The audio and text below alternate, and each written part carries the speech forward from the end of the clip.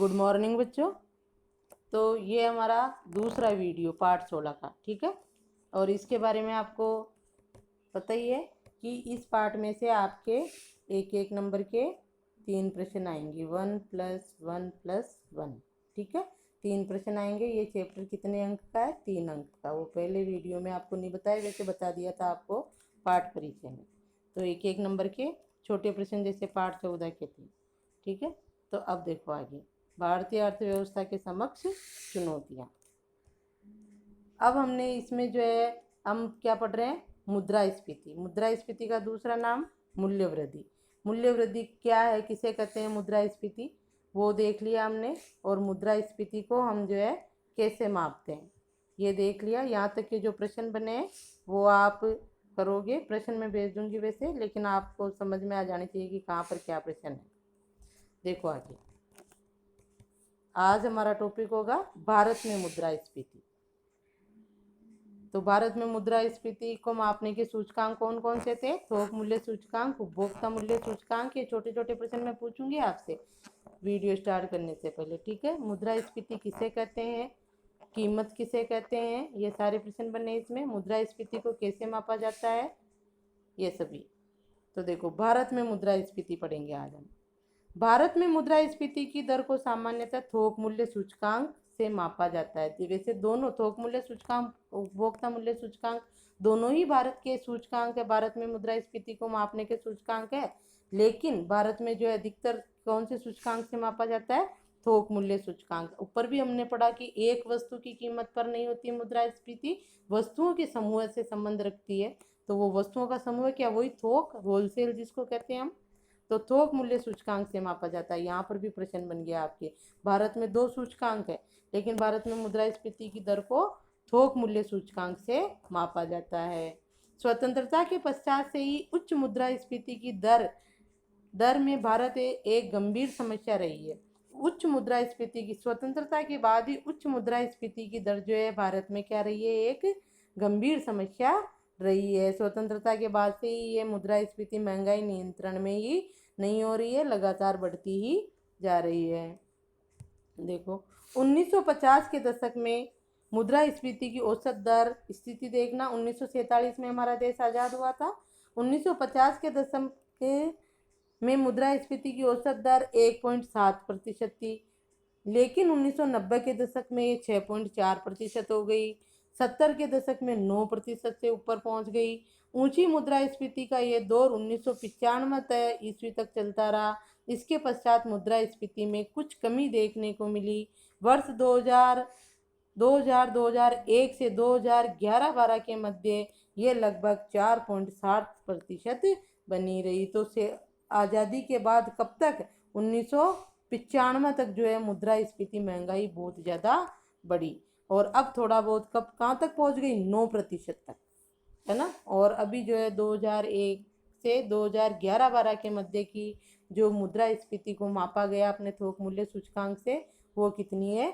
4.7% बनी रही। तो आप थोड़ा ये भी ध्यान रखोगे कि भारत में आज़ादी के बाद कब तक जो है मुद्रास्फीति निरंतर जो है ऊंचे शिखर पर बढ़ती ही गई, 1995 तक। ये थोड़े आंकड़े हैं, इनको भी देख लेना, है ना। 1960 के दशक में 6.4 पहुंच गई, 70 के दशक में 9% पहुंच गई, और इस तरह 95 तक ये दौर चलता ही रहा। और फिर थोड़ी इसमें रुकावट आई।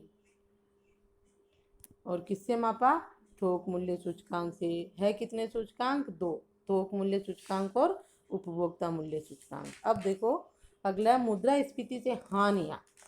मुद्रास्फीति से हानियाँ क्या होती है? देखो, मुद्रास्फीति में क्या होता है बताओ? मुद्रास्फीति में वस्तु की कीमत बढ़ती है तो मुद्रा की कीमत क्या हो जाती है?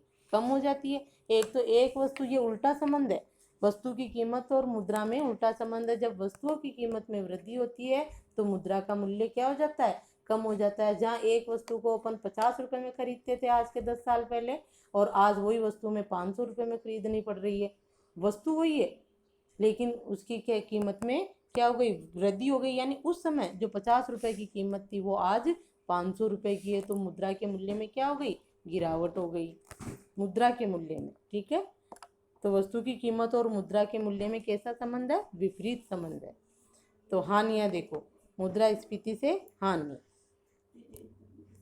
क्या क्या हानियाँ होती है, किस किस को होती है, एक व्यक्ति को क्या हानि होती है, देश को क्या हानि होती है। एक सामान्य व्यक्ति ये अनुभव करता है कि मूल्य वृद्धि या मुद्रास्फीति के कारण उसे पहले की तुलना में अधिक कीमत अदा करनी पड़ती है। नंबर डलवा रही हूँ, नंबर डालो। पहली हानि, नंबर डालो, कोई सी भी दो पूछी जाएगी आपको। तो मुद्रास्फीति की हानि की एक व्यक्ति ये अनुभव करता है कि मुद्रास्फीति के कारण उसे पहले की तुलना में अधिक कीमत अदा करनी पड़ती है। पहला हो गया मुद्रास्फीति की हानि। लेकिन वास्तव में समस्या यहीं पर समाप्त नहीं होती। मूल्य वृद्धि व्यक्ति एवं राष्ट्र दोनों के लिए हानि की श्रृंखला का निर्माण करती है। अंडरलाइन कर लो इस पे, व्यक्ति और राष्ट्र। दूसरी हानि है कि मूल्य वृद्धि जो है व्यक्ति एवं राष्ट्र दोनों के लिए हानि की एक श्रृंखला का निर्माण करती है। मूल्य वृद्धि से व्यक्ति को भी वस्तु की अधिक कीमत चुकानी पड़ती है और राष्ट्र को भी क्या हानि होती है कि वस्तुओं की कीमत में वृद्धि हो जाती है। तो राष्ट्र में मुद्रा का मूल्य कम हो जाता है, जो बताया ना मैंने अभी। इससे मुद्रा के मूल्य में कमी आती है। देखो आ गया ही गया। राष्ट्र को क्या, व्यक्ति को तो क्या हानि होती है, ध्यान रखोगे। मूल्य वृद्धि से व्यक्ति को तो क्या हानि होती है कि उसको जो है वस्तु की कीमत ज़्यादा चुकानी पड़ती है। और राष्ट्र को क्या हानि होती है कि मुद्रा के मूल्य में कमी आ जाती है। ठीक है, ध्यान रखोगे। दोनों का ये भी प्रश्न बन सकता है अलग से कि मूल्य वृद्धि से एक व्यक्ति और राष्ट्र को क्या हानि होती है। तो व्यक्ति को कीमत अधिक चुकानी पड़ती है और राष्ट्र को मुद्रा के मूल्य में कमी आ जाती है। अलग प्रश्न हो गया ये, और प्रश्न। और ये हानि का प्रश्न बनेगा ही कि मुद्रास्फीति से क्या हानि है, किसको क्या हानि है, ये हो गया। इससे मुद्रा के मूल्य में कमी। मुद्रास्फीति के कारण मुद्रा की एक निश्चित मात्रा से पूर्व के वर्षों की तुलना में कम मात्रा में वस्तुएं और सेवाएं खरीदी जा सकती है। ये तीसरा मान लो, तीसरा लगा लो ये कि मुद्रास्फीति के कारण हमारे पास जो मुद्रा है, पैसा है हमारे पास, उससे एक निश्चित मात्रा से पूर्व के वर्षों की तुलना में कम मात्रा में वस्तुएं और सेवाएं खरीदी जा सकती है। रुपए हमारे पास इतने के इतने ही है, 10,000 रुपये। 10,000 में आज के 2 साल पहले कितनी वस्तुएं खरीद ली हमने, और आज 10,000 रुपये लेके जाएंगे और वही वस्तुएं लेना चाहेंगे तो वो नहीं आएगी। उन 10,000 रुपये में वो की वो वस्तुएं भी नहीं आएगी। क्यों? क्योंकि उनकी कीमत में वृद्धि हो गई। तो हमें जो है मुद्रा से क्या, निश्चित मात्रा से पूर्व वर्षों की तुलना में कम मात्रा में वस्तुएं या सेवाएं खरीदी जा सकती है। मुद्रा तो निश्चित है कि हमने 10,000 रुपये खर्च किए, अब भी 10,000 ही कर रहे हैं, लेकिन जो 3 साल पहले वस्तुएं आई वो अब नहीं आएगी। लगातार बढ़ती मुद्रास्फीति मुद्रा के मूल्य को तेजी से गिराती है। अगला ये डालो, लगातार मुद्रा के मूल्य को, ये ध्यान में रखोगे। लगातार बढ़ती मुद्रास्फीति मुद्रा के मूल्य को तेजी से क्या करती है, गिराती है। यानी वस्तुओं की कीमत में वृद्धि होती है तो मुद्रा का मूल्य घट जाता है, कम हो जाता है। तो ये तीसरे में लिख देना ये भी।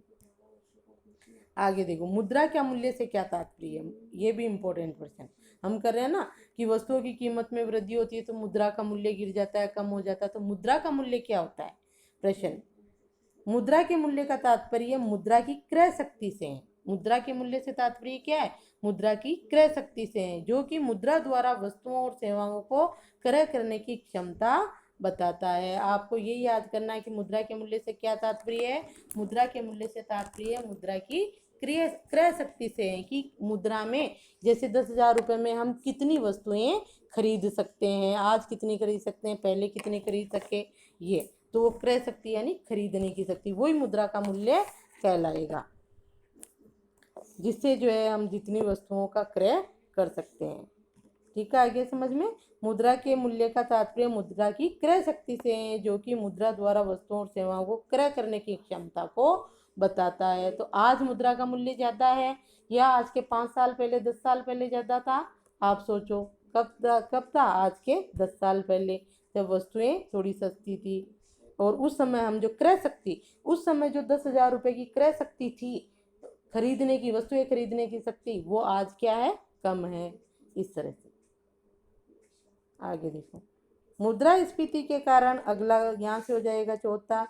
मुद्रास्फीति के कारण निश्चित वेतन तथा मजदूरी प्राप्त करने वाले वर्ग को भी हानि होती है। अब उनकी वेतन तो इतना का इतना ही रहता है, इतना ज़्यादा बढ़ता नहीं है। जितनी महंगाई बढ़ती है मजदूरी उतनी ही रहती है, लेकिन वस्तुओं की कीमत बढ़ जाती है तो उन लोगों को क्या होती है? हानि होती है। इस वर्ग को, मजदूरी करने वाले लोगों को, इस वर्ग को उनके समान कार्यों एवं सेवाओं के लिए प्राप्त समान राशि की मुद्रा का मूल्य कम हो जाता है। इस वर्ग को, जो मजदूरी करते हैं, उनकी मजदूरी इतनी नहीं बढ़ती जितनी महंगाई हो गई। इस वर्ग को उनके समान कार्यों एवं सेवाओं के लिए प्राप्त समान राशि की मुद्रा का मूल्य क्या हो जाता है? कम हो जाता है। इस वर्ग को उनके समान कार्य, जो वो कार्य करते हैं और जो वो सेवाएं प्राप्त करना चाहते हैं, उसकी तुलना में जो उनको वेतन मिलता है, उसकी तुलना में उसका वो जो वेतन का मूल्य क्या हो जाता है?